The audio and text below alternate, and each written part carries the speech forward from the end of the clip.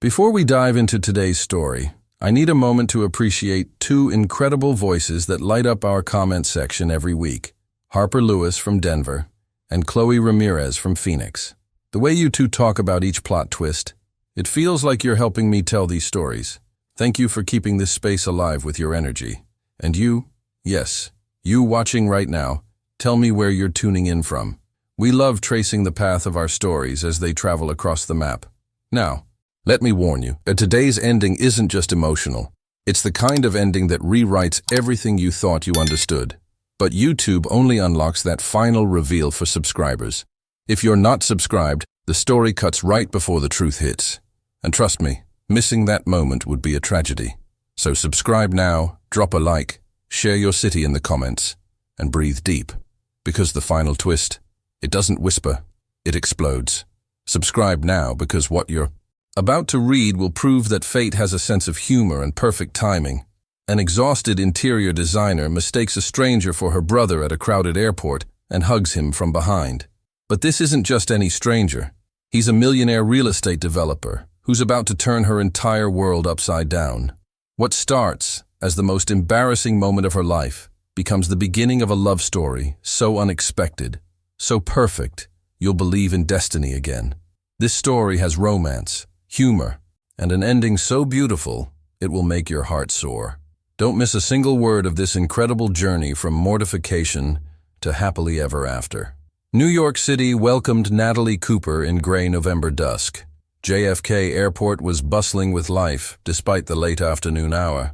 Natalie, a 29-year-old interior designer from Boston, dragged her suitcase through the crowded terminal, feeling exhausted after an intense week in Milan where she'd participated in prestigious design fairs. Her dark, curly hair was carelessly tied in a messy bun, and on her nose sat large black-framed glasses. She wore a voluminous beige coat she'd bought on sale last season. She didn't look like someone returning from a prestigious event. She was tired, sleep-deprived, and all she wanted was a hot bath in her apartment. Home, at last. She sighed, pausing for a moment to check the time on her phone. Her brother Adam had promised to pick her up, but as usual, he was probably running late. Typical. They'd last seen each other over 6 months ago when he'd moved to New York looking for a better job. Now he worked at a large logistics company and constantly complained about having too many responsibilities. Natalie's phone vibrated.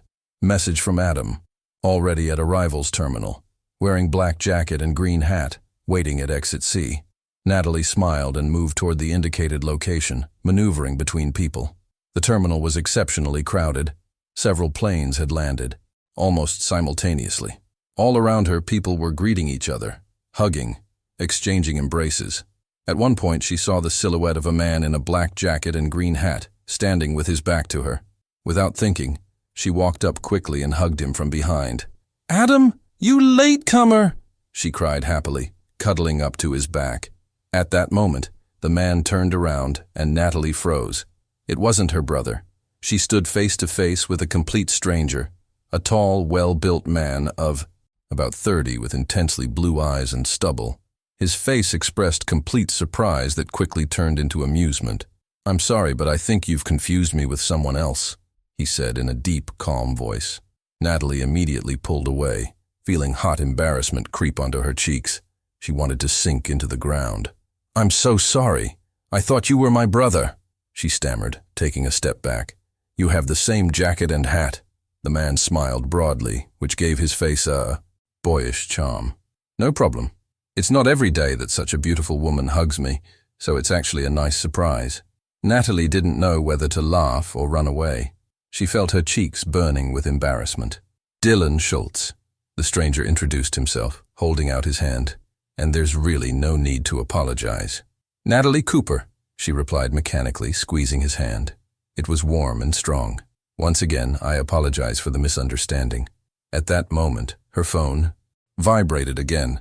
Adam wrote, "Sorry, stuck in traffic. We'll be there in 20 minutes. Wait at the cafe near exit D." Natalie sighed in irritation. "Something wrong?" Dylan asked, watching her reaction. "My brother's late." "Typical," she explained, putting away her phone. "I need to find a cafe and wait." Dylan hesitated for a moment, then suggested, "Then maybe you'll have coffee with me. I'm also waiting for someone, and the cafe is just around the corner. I promise I'm not a serial killer," he added with a smile. Natalie hesitated. She wasn't in the habit of accepting invitations from strangers, but there was something endearing about the way he looked at her. Besides, what did she have to lose? Sitting alone in a cafe definitely wouldn't be as interesting. "Okay, why not?" she finally answered. "But only if you stop being so formal. I'm 29, not 70. Dylan laughed, and his laughter was contagious. "Agreed, Natalie." The cafe was cozy, and fortunately not too crowded. They found a table in the corner away from the main traffic. Dylan ordered 2 coffees, black for himself, a cappuccino for her, as if he somehow knew what she liked. "So what brings you to New York?" he asked, as the waitress left. "Actually, I'm coming back from Milan. I was at a design fair. I'm an interior designer," she explained, taking off her coat and arranging it on the back of her chair. "Furniture, wall colors, things like that."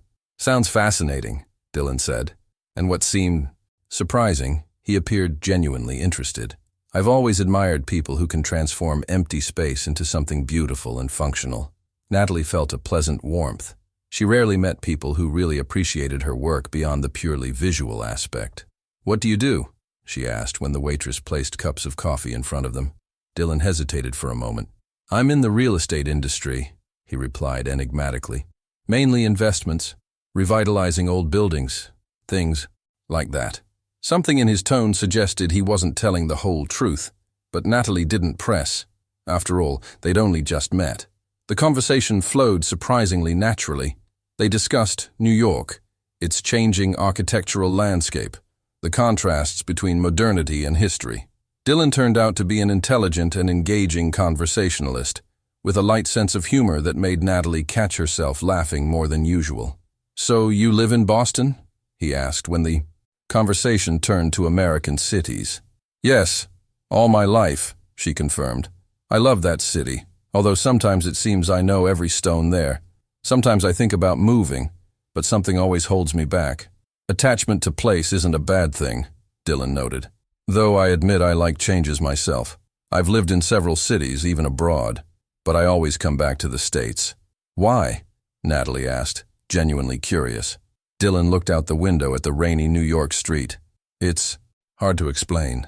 I guess it's a certain type of authenticity you find here. Besides, my roots are here." Natalie nodded, understanding exactly what he meant. She herself, despite numerous trips abroad, always felt relief returning to America. Suddenly her phone rang. "Adam." "Sorry, I have to take this," she said to Dylan, then put the phone to her ear. "Adam, where are you?" "Natalie, I'm so sorry, but I can't pick you up." Her brother's voice sounded truly remorseful. "We have a crisis at work. I have to stay late. You can take a taxi. I'll pay you back, I promise." Natalie sighed, feeling irritation rise. "Sure, Adam. Not the first time," she replied, trying not to show her disappointment. "I'll call you when I get there." She hung up and looked at Dylan with an apologetic smile. "My brother can't come. Crisis at work, apparently."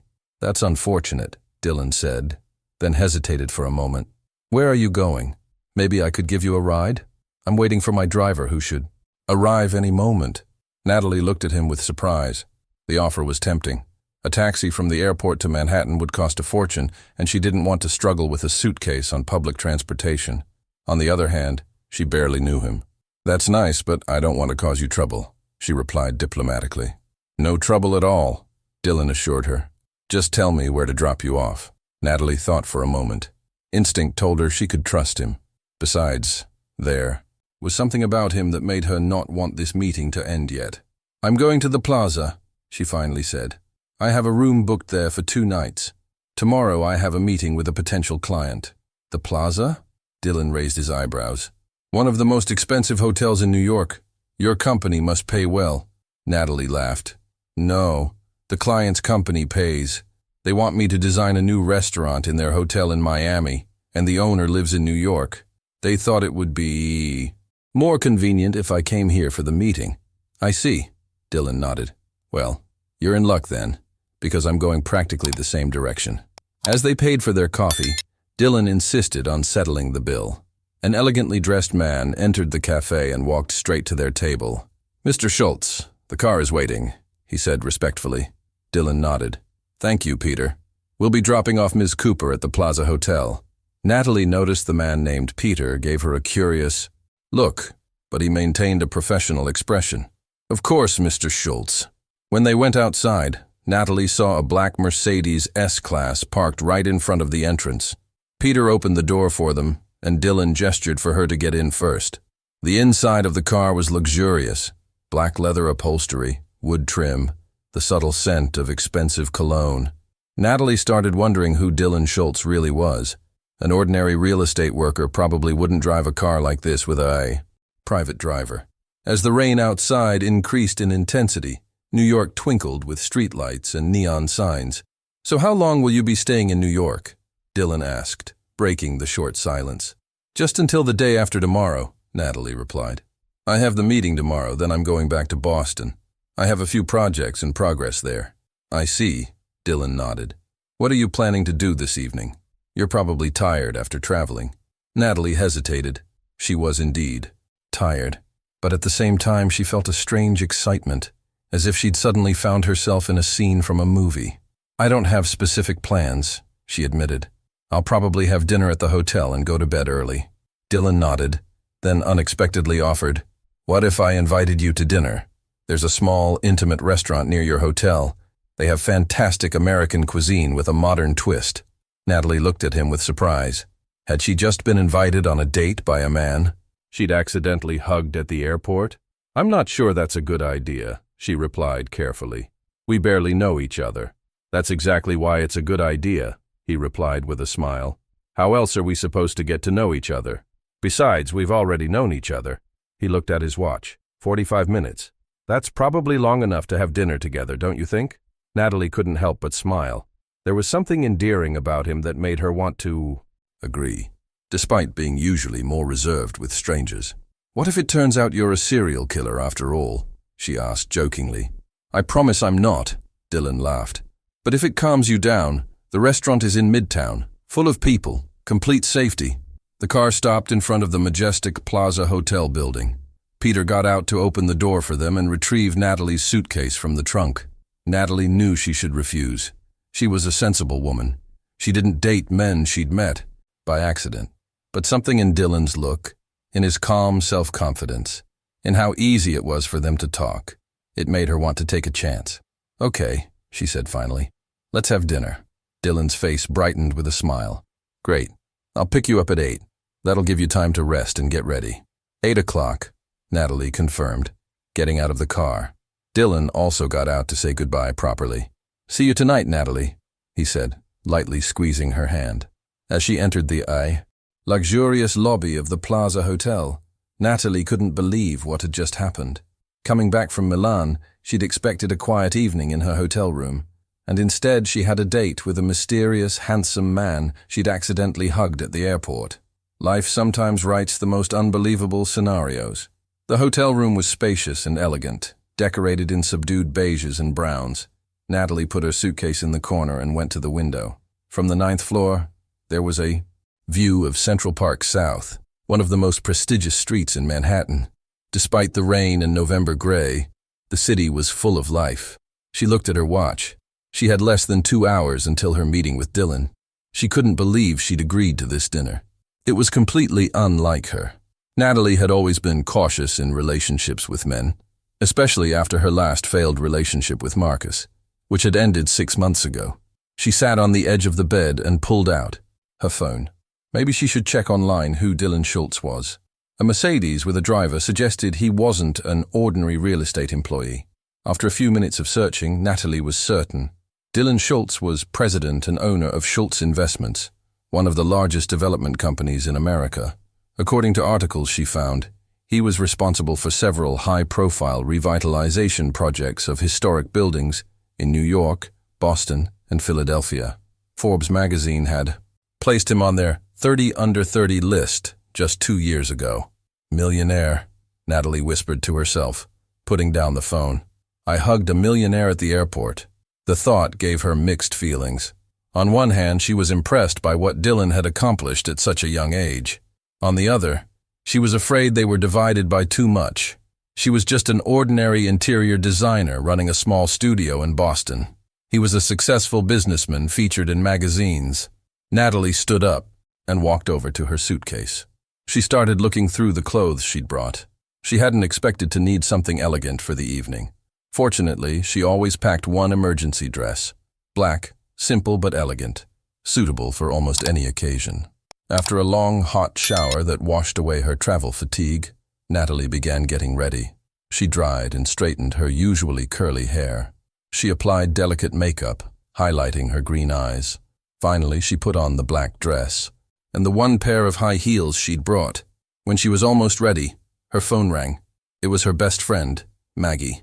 "Hey, how was Milan? Are you back already?" Maggie asked without introduction. "Hi," Natalie replied, putting the phone to her ear while putting on earrings. "Yes, I'm already back. Actually, I'm in New York." "New York? I thought you were going straight back to Boston." "That was the plan, but I have a meeting here with a potential client tomorrow morning." Natalie hesitated, then added, "And actually, I'm getting ready for dinner with a man I met at the airport today." There was silence on the other end. Then Maggie burst out laughing.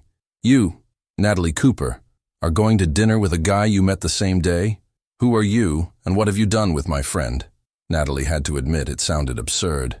I know. It's madness," she admitted. "But believe me, it wasn't an ordinary meeting. I mistook him for Adam and hugged him from behind at the airport. It was so awkward, I guess out of pure pity he offered me coffee." Maggie burst out laughing again. "You hugged a strange guy at the airport? This sounds like the beginning of a romance novel." "Thanks for your support," Natalie replied ironically. "But you won't believe who he is. It's Dylan Schultz." "Dylan Schultz? The Dylan Schultz? The developer?" "Yes, the same one," Natalie confirmed. "I honestly don't know if this is a good idea, going to dinner with him. Let me get this straight. He's handsome, rich, and obviously interested since he invited you to dinner," Maggie interrupted. "Go and have fun. What do you have to lose?" Natalie sighed, looking at her reflection in the mirror. "I don't know. Maybe nothing. I just feel uncomfortable. We don't know each other. We're from different worlds." "Natalie, listen." Maggie's voice became more serious. "Since breaking up with Marcus, you haven't been on any dates. It's just been work, work, work. Maybe this is exactly what you need. A spontaneous evening with a handsome guy. No strings attached, no expectations." Natalie knew her friend was right. She'd been hiding in work for the last 6 months, avoiding new relationships. Maybe it was time to start living again. "Okay, I'm going to dinner," she decided. "But if you don't hear from me by tomorrow morning, call the police. Serial killers are often rich and charming." Maggie laughed. "I promise. Now go and be the brave Natalie I knew in college." After hanging up, Natalie finished her preparations and went down to the hotel lobby exactly at 7:55 p.m. She took a seat in one of the elegant chairs and tried to calm her nerves. At exactly 8 p.m., the hotel doors opened and Dylan entered. He looked even better than at the airport. He wore a perfectly tailored navy blue suit, white shirt without a tie, and elegant brown shoes. His hair was neatly arranged, and the stubble made him look masculine and confident. Natalie felt her heart speed up. Dylan looked around the lobby, and when he saw her, his face brightened with a genuine smile. He walked toward her with quick steps. "You look stunning," he said in greeting, kissing her lightly on the cheek. "Thank you," she replied, feeling herself blush. "You look good too." Dylan laughed. "I tried. It's not every day I get to invite a woman to dinner who hugs me at the airport." Natalie couldn't help but smile. His directness and sense of humor had a disarming effect on her. "The restaurant is just a few blocks away," Dylan said, pointing to the door. "If you don't mind a short walk, it stopped raining." "I'd love to walk," Natalie replied. They left onto Fifth Avenue, which sparkled after the rain with reflections of lights in puddles. The air was crisp and clear, and the evening sky was starting to clear, revealing single stars between the splitting clouds. "I love New York after rain," Dylan said as they walked along the sidewalk. "It has a special atmosphere then." "I understand what you mean," Natalie admitted. "Boston is also beautiful when light reflects on wet pavement." Continuing in next response due to length. Story approximately 40% complete. Remaining sections include restaurant dinner with deep conversation, revelation of Dylan's background, kiss goodnight, Natalie's important meeting, coffee meetup, invitation to opening event, 6 months later with moving to New York, proposal, and epilogue showing their life together.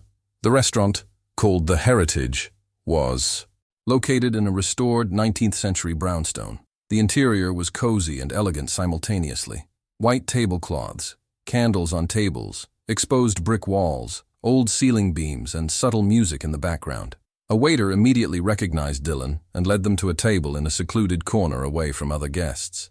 Natalie couldn't help thinking that Dylan must be a frequent visitor here. "Do you come here often?" she asked, when they sat down and the waiter brought them menus. "Quite regularly," Dylan admitted. "I like this place. The food is delicious and the atmosphere is—" He paused, looking at her with a slight smile, conducive to conversation. That last comment made Natalie feel butterflies in her stomach. "Mr. Schultz, may I serve the wine you usually order?" the waiter asked, returning to their table. "Not this time, Arthur," Dylan replied. "Let Ms. Cooper choose today." Natalie looked at the wine list and selected a semi-dry white wine from a New York vineyard. "Perfect choice," the waiter praised as he left to bring the bottle. "So, Dylan Schultz from Schultz Investments," Natalie said, looking him straight in the eyes. "Why didn't you tell me right away who you are?" Dylan looked surprised. "You checked up on me?" "Of course," she replied with a slight smile. "I don't go to dinner with strangers without doing a little research first." Dylan laughed, and his laughter was deep and contagious. "Fair enough. And what did you find?" "That you're one of the most promising developers in America, specializing in revitalizing historic buildings," Natalie replied, "and that you could probably afford a much better restaurant than this." "This restaurant has soul," Dylan replied calmly, "and the best duck in the city. As for my work, yes, my company is successful, but it doesn't define me as a person. I preferred you meet Dylan first, and only then, the CEO." There was something in his voice that sounded sincere, which made Natalie feel more at ease. The waiter brought the wine, opened it expertly, and poured a small amount into Dylan's glass for tasting. Dylan, however, pointed to Natalie. "It's your choice, so you should try it first." Natalie took the glass, swirled the wine, sniffed it, then took a small sip. "Excellent," she said with a smile. Dinner had a surprisingly pleasant atmosphere. Dylan turned out to be not only handsome and wealthy, but above all intelligent and funny. They talked about architecture, art, travels, and dreams. Gradually, Natalie discovered that behind the mask of the confident businessman hid a sensitive and genuine man. "So what brought you into the development industry?" Natalie asked when the waiter cleared their plates after the main course. Dylan was right, the duck was delicious. Dylan took a sip of wine and was silent for a moment, as if pondering his answer. "My father was an architect," he finally started. "Very talented, but he never achieved great commercial success. He always placed artistic values and historical preservation over profit, which isn't the best business strategy." He smiled slightly with a hint of melancholy. "When I was 15, he was working on a revitalization project of an old tenement building in Philadelphia. He put his whole heart into it, his entire vision. But the investor wanted quick profits. They forced my father to make compromises that destroyed the design's integrity." He paused, lost in memory. "I remember how my father came home devastated, how he looked at his original sketches, and then at what was left of them.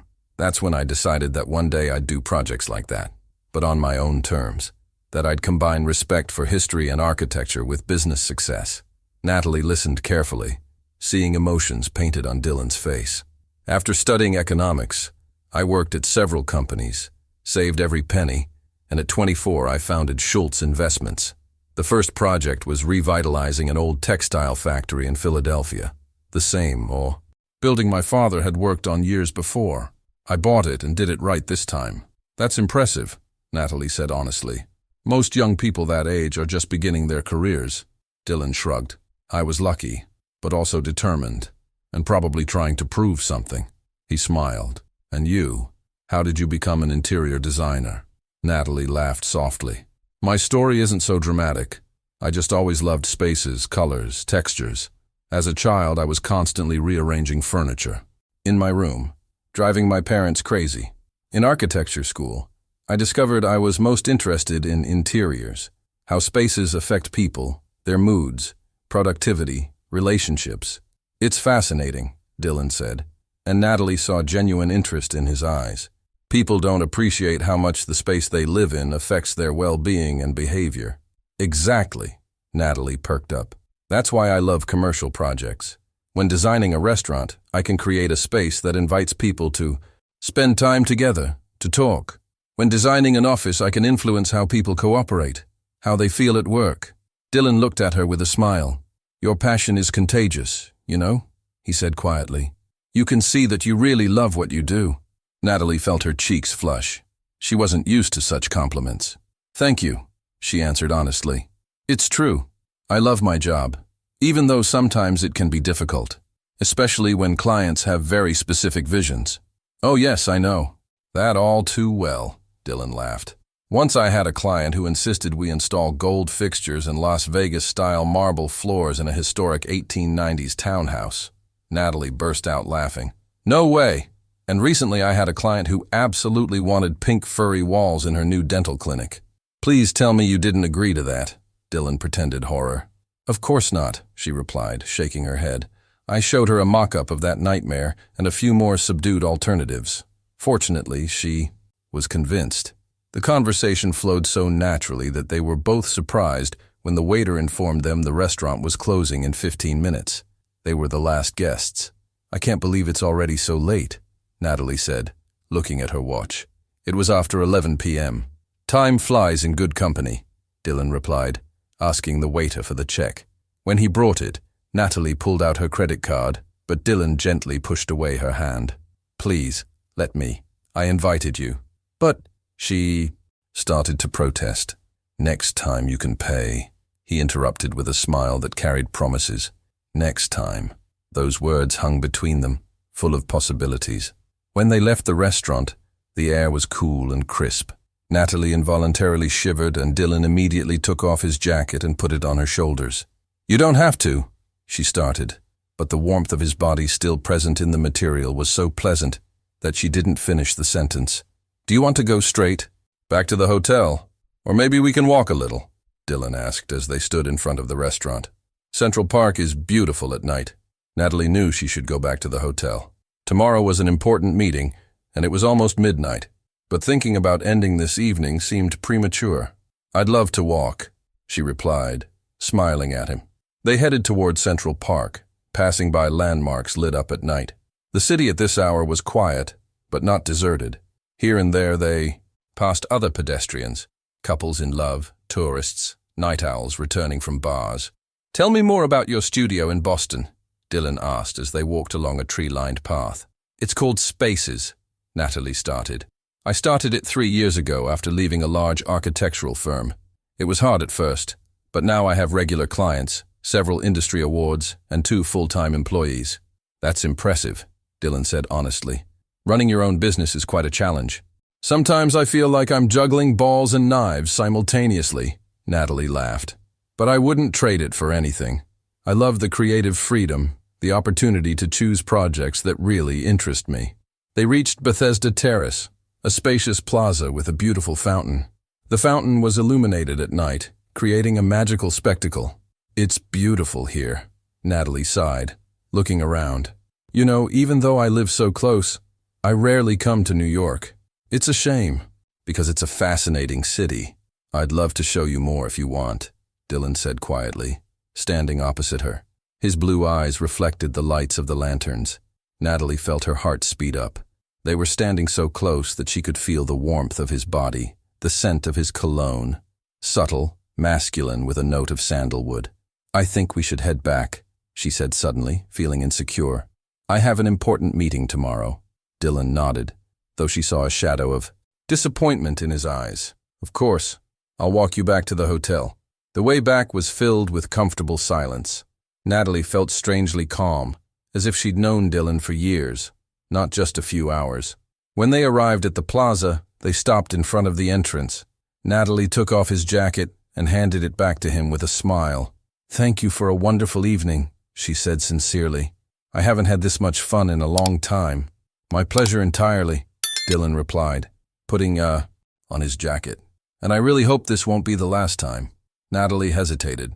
Tomorrow evening she was returning to Boston, and he was tied to New York. They were separated by 200 miles and 2 different worlds. Dylan, she started, not knowing how to put her thoughts into words. You don't have to say anything, he interrupted gently. We can just exchange numbers and see what the future brings. No pressure, no expectations. Natalie breathed a sigh of relief. That sounded reasonable. All right, she agreed, pulling out her phone. They exchanged numbers and their fingers brushed against each other, making Natalie shiver with emotion. Can I? Dylan began, taking a step closer. Natalie knew what he wanted to ask, and to her own surprise, she discovered she wanted the same thing. She nodded slightly. Dylan leaned down and kissed her gently on the cheek, then very slowly, as if giving her time to withdraw, he moved toward her mouth. The kiss was light, almost innocent, but Natalie felt pleasant warmth fill her entire being. When they broke apart, Dylan smiled at her tenderly. Good night, Natalie, he said quietly, and good luck at your meeting tomorrow. Good night, Dylan, she replied, her heart still beating faster. She entered the hotel, and when she turned at the door, she saw Dylan still standing on the sidewalk. Looking at her, he waved goodbye, and she responded in kind, feeling a smile spread across her face. In the elevator, Natalie leaned against the wall and closed her eyes. What had happened to her? She wasn't the type of person who got carried away by romantic gestures. She always kept her feet firmly on the ground. She planned, she analyzed. And here, one evening with a handsome stranger, and she'd completely melted. Reaching her room, Natalie kicked off her high heels with a sigh of relief and fell onto the bed. Even though she was tired, she felt a strange energy, as if every cell in her body was charged with electricity. She pulled out her phone and saw she had a message from Dylan. Thank you for a wonderful evening. I'll remember it for a long time. Dylan. A simple message, yet it made her smile like a teenager. She replied, Me too. Thank you. It was a nice surprise during my stay in New York. She set aside her phone and went to the bathroom to remove her makeup and get ready for bed. Looking in the mirror, she noticed her eyes were shining and her cheeks had a light blush. She hadn't looked this alive in a long time. As she lay in bed, she thought about how strange her life had turned out in one day. In the morning, she'd been in Milan, focused on work, without thoughts of romance or adventure. And now she was lying in a New York hotel, thinking about a man she'd accidentally hugged at the airport. Life really is unpredictable, she thought, falling asleep. Continuing in next response. Story approximately 70% complete. Remaining sections. Morning meeting success. Afternoon coffee with Dylan. Invitation to High. Opening event. 6 months later moving to New York. Relationship development. And epilogue with proposal. Happy ending. Natalie woke before her alarm, feeling rested despite the late return. Outside the window, New York was coming to life. The sun was shining through November clouds, promising a rare sunny day at this time of year. The morning routine went smoothly. Natalie chose a professional outfit, navy blue pencil skirt, white blouse, and fitted blazer. She tied her hair into an elegant bun, applied delicate makeup, and completed the look with pearl earrings she'd received for her 25th birthday. During breakfast in the hotel restaurant, she reviewed her meeting notes. The hotel in Miami, whose restaurant she was to design, was a luxury facility in a historic Art Deco building. This was exactly the type of project she loved.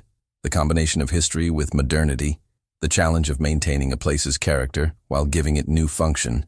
Her phone vibrated. Message from Conche. Dylan. Good luck at your meeting.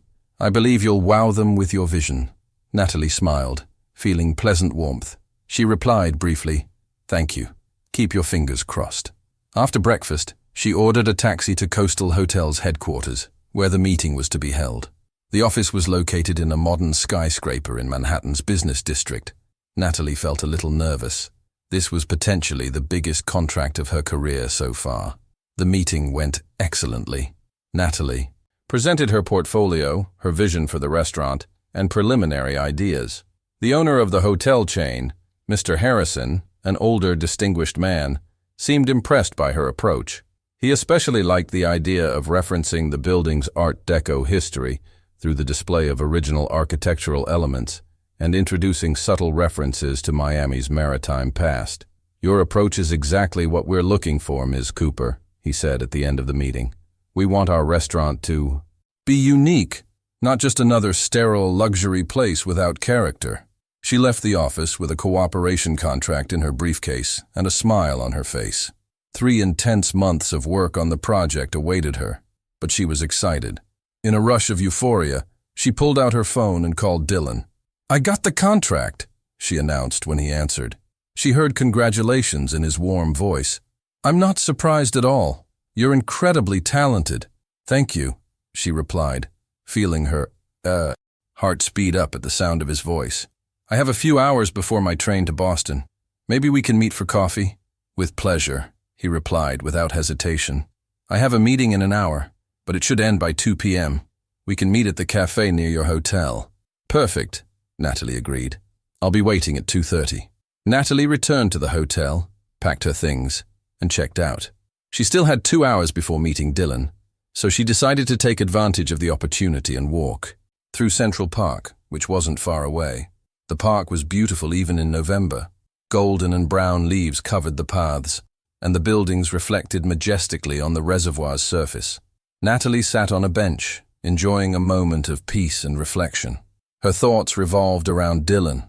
What had started as a fun misunderstanding had turned into something she couldn't name yet, but which made her feel like a teenager before her first date. She was 30 years old, had a successful career. She was a mature woman.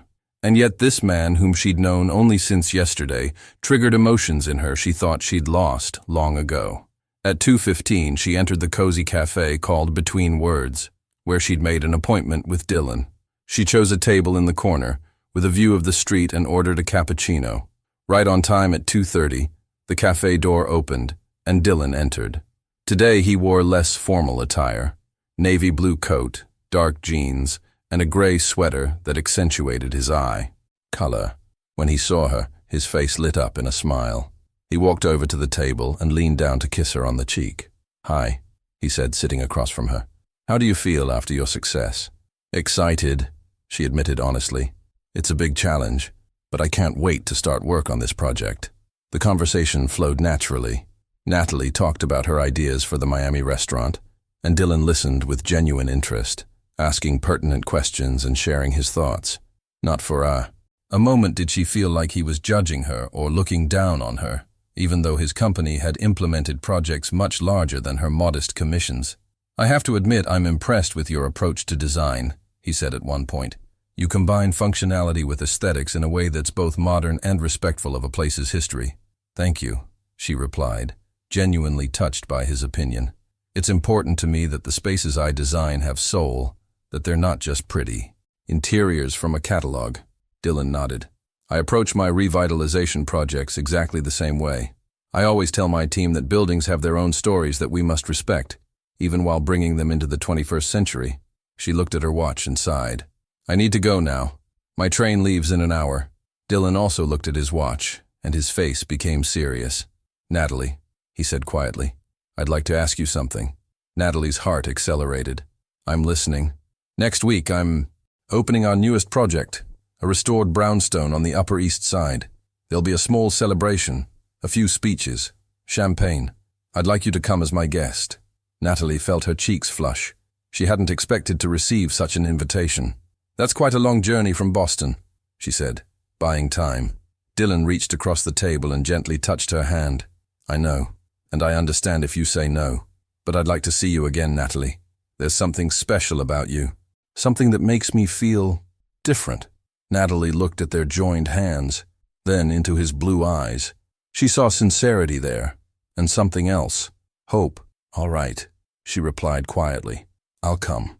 The smile that lit up his face was worth every mile of the journey from Boston to New York. After paying for coffee, Dylan accompanied her to Penn Station. They walked slowly, enjoying each other's company, talking about everything and nothing. They stood on the platform facing each other, suddenly unsure how to say goodbye. "Thank you for these 2 days," Natalie said. "They were unexpected." Dylan laughed. "Yes, hugging strangers at airports can lead to unexpected situations." Natalie laughed too, feeling the tension between them ease. Dylan took a step toward her and embraced her gently. His scent, fresh with a hint of sandalwood, surrounded her, making her feel safe. "See you next week," he said softly, kissing her forehead. "See you," she replied, reluctantly letting go of him. Finally, though, she had to board the train. From the window, she waved to Dylan, who stood on the platform until the train started moving. As New York disappeared outside the window, Natalie leaned her head against the glass, smiling at her thoughts. Life sometimes takes an unexpected turn. 2 days ago, she'd been focused solely on work, closed to new relationships after a painful breakup with Marcus. And now she was returning to Boston with her head full of thoughts about a man she'd accidentally hugged at an airport. 6 months later, Natalie was packing the last things into boxes in her Boston apartment. The Miami restaurant for coastal hotels had been completed and gained recognition in the industry, bringing her studio several more prestigious orders. But the biggest change was that she was moving to New York, to an apartment she was sharing with Dylan. Their relationship had developed gradually but intensely. Weekly trips between New York and Boston, long phone conversations, weekends together. Everything had brought them closer in a way neither had expected. "Ready?" Dylan asked, walking into the living room with 2 cups of coffee. Natalie looked around at the empty walls and packed boxes. This place had been her home for years, but now a new chapter of life was waiting for her. "Yes," she replied with a smile, taking the cup from him. "I'm ready." Dylan put his arm around her and kissed her temple. "You know, I think we should be grateful to your brother for being late to the airport," he said with a smile. Natalie laughed. "And for wearing the same jacket and hat as you."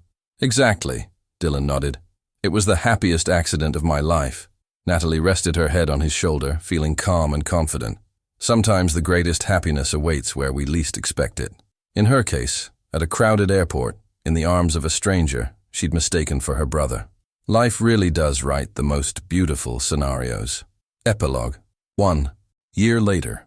Dylan and Natalie stood on the rooftop terrace of their apartment building in Tribeca, looking at the New York skyline as the sun set, painting the sky in shades of orange and pink. "Remember this day a year ago?" Dylan asked, holding her hand. "How could I forget?" Natalie smiled. "The day I moved to New York, and the day I knew for certain you were the one," Dylan said quietly. He turned to face her fully, and Natalie saw something in his eyes that made her heart skip a beat. "Natalie Cooper," he began, reaching into his pocket and pulling out a small velvet box. "A year and a half ago, you accidentally hugged me at an airport. It was the most wonderful mistake anyone has ever made." He opened the box to reveal a stunning ring, a sapphire surrounded by diamonds. "You've brought color, warmth, and meaning into my life. You've shown me that the best things in life aren't planned. They happen when you're open to possibility. Will you marry me?" Natalie felt tears streaming down her face. She looked at this man who'd entered her life so unexpected, who'd shown her that taking chances could lead to the most beautiful adventures. "Yes," she said, laughing and crying at the same time. "Yes, Dylan, 1,000 times yes." As he slipped the ring on her finger and kissed her with the New York skyline their backdrop, Natalie thought about how one moment of mistaken identity had led to the greatest love of her life. Sometimes the wrong person turns out to be exactly the right one. The end. If this story made you smile, remember, the best things in life often come from happy accidents. That embarrassing moment, that wrong turn, that mistaken identity, sometimes fate is just setting the stage for something magical. Share this with someone who needs to know that love finds us when we least expect it, that taking chances leads to the best adventures, and that sometimes hugging the wrong person leads you to the right one. Subscribe if you believe in serendipity, in second chances, in the magic of unexpected meetings that change everything. Because sometimes the most beautiful love stories begin with, "I'm sorry, I thought you were someone else."